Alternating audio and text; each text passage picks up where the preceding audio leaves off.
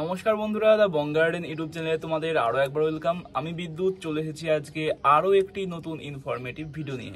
আজকের ভিডিওর টপিকে আমরা আলোচনা করব একটি প্রোডাক্টকে নিয়ে। প্রোডাক্টটির নাম হচ্ছে ফেরোম্যাগ। এটি অ্যারিস কোম্পানির তৈরি, খুবই ভালো প্রোডাক্ট। আমি বিগত 2 মাস আগে আমি এটা নিয়েছিলাম, আমি নিজে ব্যবহার করে তারপরে কিন্তু তোমাদের আমি কেমন কাজ না কাজ আমি সেটা নিয়ে বিস্তারিত বলবো। কি কি রয়েছে না রয়েছে, কত দাম, কিরকমভাবে অ্যাপ্লাই করতে হবে, গাছে অ্যাপ্লাই করলে কি কি লাভ হবে না হবে, পুরো ব্যাপারটাই তোমাদের স্টেপ বাই স্টেপ বলবো। এই ফেরোম্যাগ এই প্রোডাক্টটার মধ্যে 3টে জিনিস রয়েছে। কি কি?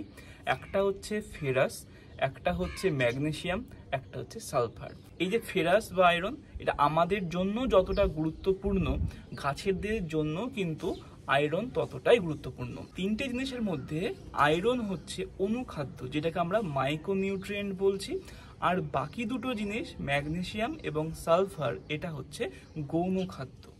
একটি গাছকে সুস্থ স্বাভাবিক রাখার জন্য অনেকগুলো মুখ্য গৌণ এবং অনুখাদ্যের প্রয়োজন হয়। তার মধ্যে মুখ্য খাদ্য হিসাবে থাকে নাইট্রোজেন, ফসফেট, পটাশিয়াম। গৌণ খাদ্য হিসাবে থাকে কি? Sulphur, magnesium, calcium. গাছের 7টি অনুখাদ্যের প্রয়োজন হয়, সেগুলো হচ্ছে কি কি? Boron, manganese, zinc, molybdenum, copper, iron, chlorine. এই 7টা জিনিস গাছের অল্প হলেও প্রয়োজন হয়। তার মধ্যে মুখ্য একটি জিনিস হচ্ছে আয়রন। আয়রনের যদি অভাব গাছে থাকে তাহলে গাছের কি খাবার তৈরি করার পরিমাণ কিন্তু কমে যাবে। গাছ আস্তে আস্তে তার পাতাগুলো গাঢ় সবুজ থেকে ফ্যাকাশে হয়ে যাবে, পাতা হলুদ হয়ে যাবে, শিরা উপশিরা আমরা দেখতে পারবো। এই ঘটনাটাকে আমরা বলছি ক্লোরোসিস। পাতার ক্লোরোফিল কণা তৈরিতে সাহায্য করে আয়রন। ফটোসিনথেসিস বা যেটাকে সালোক সংশ্লেষ বলি আমরা, সেটাতেও কিন্তু আয়রনের ভূমিকা অনেক রয়েছে। তো এর মধ্যে রয়েছে আয়রন রয়েছে 12%। এছাড়া দুটো উপাদান, যেটা হচ্ছে সালফার এবং ম্যাগনেসিয়াম। সালফার কি করে? গাছের পাতাকে সবুজ রাখে। মানে আয়রন এবং সালফার, ম্যাগনেসিয়াম 3টের কাজই মূলত কিন্তু একই রকম। কিরকম? গাছকে সবুজ রাখা, গাছকে সতেজ রাখা, গাছকে মানে ভেজিটেটিভ গ্রোথটাকে বজায় রাখা, গাছের ক্লোরোফিল কণার বৃদ্ধি ঘটানো, গাছের ফটোসিনথেসিস বেশি বেশি করে করানো। এই সালফার গাছের শিকড়ের বৃদ্ধিতে হেল্প করে, গাছের ফটোসিনথেসিস বাড়ায়, গাছের ক্লোরোফিল কণা বৃদ্ধি করে, গাছের প্রোটিন সংশ্লেষে সাহায্য করে, গাছের শ্বসন প্রক্রিয়াতে হেল্প করে সালফার। ম্যাগনেসিয়াম কি জানো তোমরা? ম্যাগনেসিয়াম গাছের পাতার ক্লোরোফিলের মধ্যে থাকে এবং সে পাতার ক্লোরোফিল কণাকে বাড়ায়, গাছকে গাঢ় সবুজ রাখে, গাছের রোগ প্রতিরোধ ক্ষমতাও কিন্তু বাড়ায়। এই 3টে জিনিস দিয়েই তৈরি হয়েছে এই প্রোডাক্টটি। এবারে অনেকের মনে হতে পারে যে দাদা এই প্রোডাক্টটি আমি যদি না কিনি তাহলে কি হবে? তোমাদের কাছে যদি মোবোমিন থাকে, মোবোমিন একটি হচ্ছে অনুখাদ্য। মোবোমিনের মধ্যে কি আছে? 7টা থেকে 8টা উপাদান রয়েছে। কি কি সেগুলো? প্রথমেই বললাম boron, zinc, molybdenum, copper, iron, তারপরে হচ্ছে ক্লোরিন। তাছাড়াও মোবোমিনের মধ্যে সালফার রয়েছে, পটাশিয়াম রয়েছে। তোমাদের কারো কাছে যদি মোবোমিন থাকে, সাথে ইপসাম সল্ট বা ম্যাগনেসিয়াম সালফেট থাকে, তাহলে তোমরা এটা না কিনলেও হবে। কিন্তু যাদের কাছে নেই তারা কিনতে পারো। এই প্রোডাক্টটি আমি ব্যবহার করে খুবই মানে উপকৃত হয়েছি। আমার কাছে দুটোই রয়েছে, তবু কিন্তু আমি এটা ব্যবহার করেছি মাসে 2বার করে, 15 দিনের ইন্টারভালে। ঠিক আছে? এই জিনিসটি কীরকম দেখো, আমি তোমাদের ঢেলে দেখাই। একদম মোবোমিন যেরকম কালার ঠিক সেরকমই, হালকা দেখো এই যে কালারটা, ঠিক আছে, হালকা দলা হয়ে গেছে, পাউডার ফর্মে এরকম। তো এটা কি? এটা আমরা গাছে মাটিতেও দিতে পারি। মানে এখানে দেখো একটা জিনিস লেখা আছে, তোমরা দেখতে পাচ্ছ কিনা জানি না। এখানে দেখো SAFSID।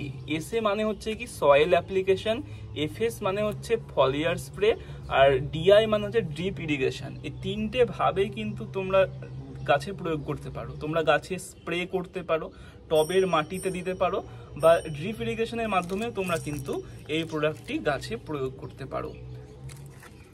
এই প্রোডাক্টটির মধ্যে কোনটা কত পার্সেন্ট রয়েছে পেছনে এখানে দেওয়া রয়েছে। এখানে দেখো রয়েছে ফেরাস মানে আয়রন রয়েছে কত? 12%, সালফার রয়েছে 12%, আর থাকলো কি ম্যাগনেসিয়াম রয়েছে 4%। এই প্রোডাক্টটি আমরা কখন ব্যবহার করব, কোন সময় ব্যবহার করব সেই ব্যাপারে একটু বিস্তারিত জেনে নিই। এই প্রোডাক্টটি আমরা মূলত সকালে ব্যবহার করার চেষ্টা করব, মানে সূর্য ওঠার আগে, মানে মোটামুটি সকাল 5টা থেকে 6টার মধ্যে ব্যবহার করার চেষ্টা করব। বেশি রোদ উঠে গেলে না প্রয়োগ করাটাই উচিত। বা তোমরা চাইলে সন্ধ্যার পরেও কিন্তু স্প্রে করতে পারো, কিন্তু যেহেতু ম্যাগনেসিয়াম রয়েছে তো কাজটা কিন্তু সকালেই ভালো হয়, গাছে দেওয়ার পরে সূর্যের আলো পেলে মানে কাজটা ভালো হবে। আর এটার ডোজ কত, এখানে ডোজ আমি বলে দিই, যদি তোমরা টবের মাটিতে দাও সেক্ষেত্রে ডোজ একরকম হবে, তোমরা যদি স্প্রে করো সেক্ষেত্রে কিন্তু ডোজ আলাদা হবে। যদি তোমরা স্প্রে করো তাহলে 1.5 থেকে 2 গ্রাম 1 লিটার জলে গুলে গাছে স্প্রে করতে হবে। যেটুকু জল অবশিষ্ট থাকলো তোমরা চাইলে টবের মাটিতে ঢেলে দিতে পারো, বাট আলাদা করে এই জিনিসটা টবের মাটিতেও কিন্তু তোমরা দিতে পারো।